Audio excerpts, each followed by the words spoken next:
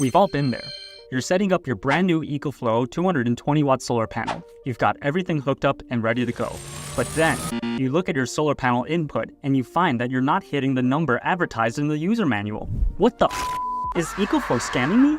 Well, after you scream into a pillow and do a lap around the park, you open up this video on YouTube and find that the truth is that the rated power for solar panels is determined by a laboratory test and doesn't reflect real-life usage. So, what can you do to make your panels consistently produce their maximum power wattage, you may ask yourself? Well, we are going to introduce some helpful tips to set you on the path to maximum solar panel glory, if that is a thing. The amount of direct sunlight a solar panel receives is typically the most significant determiner of how much electricity it can produce. Given that, the first thing you can do is to let the sunlight hit your solar panels at 90 degrees.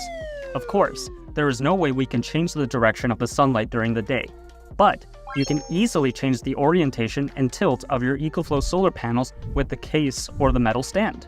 To test whether your solar panels are pointing directly at the sun, a simple way is to put a bottle of water or even your phone on the panel. Check out the shadow it casts. If the shadow is big, it means that you need to tilt the panel up or down until the shadow goes off.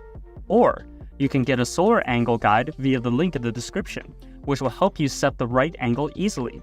There is a black dot on top of this gadget. All you have to do is just to make sure the shadow of the dot is right in the center.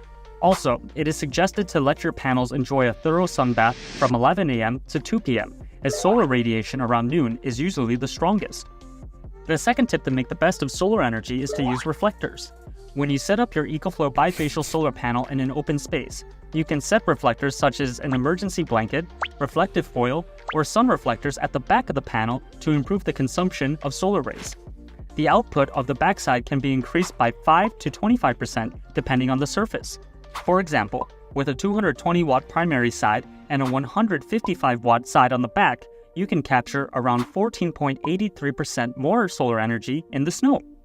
Besides trying to get more watts, we also suggest you keep an eye on shading.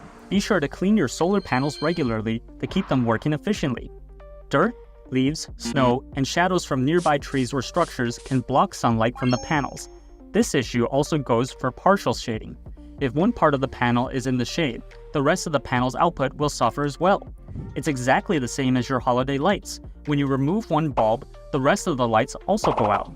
Last but not least, the right combination of amps and volts is necessary to get the maximum wattage from your solar system. However, the thing is that the current and voltage levels fluctuate throughout the day due to cloud coverage, temperature, and other things. So what you want to do is find a ratio between the amps and the volts to get the highest power output. This is where an MPPT is critical. MPPT stands for Maximum Power Point Tracking. If you look at the IV curve, MPPT is the one that finds a sweet spot where the result of the amps times the volts is maximum. The curve will change given the environment. MPPT will constantly locate the sweet spot and helps you get the most from your solar panels. You can buy an MPPT separately if you're building your own solar energy system. However, all EcoFLow portable power stations come with an MPPT built into the system. Thanks for watching until the end. Leave a comment if you have any questions regarding solar charging. Also, let us know what you would like us to cover in the next one. See you guys then!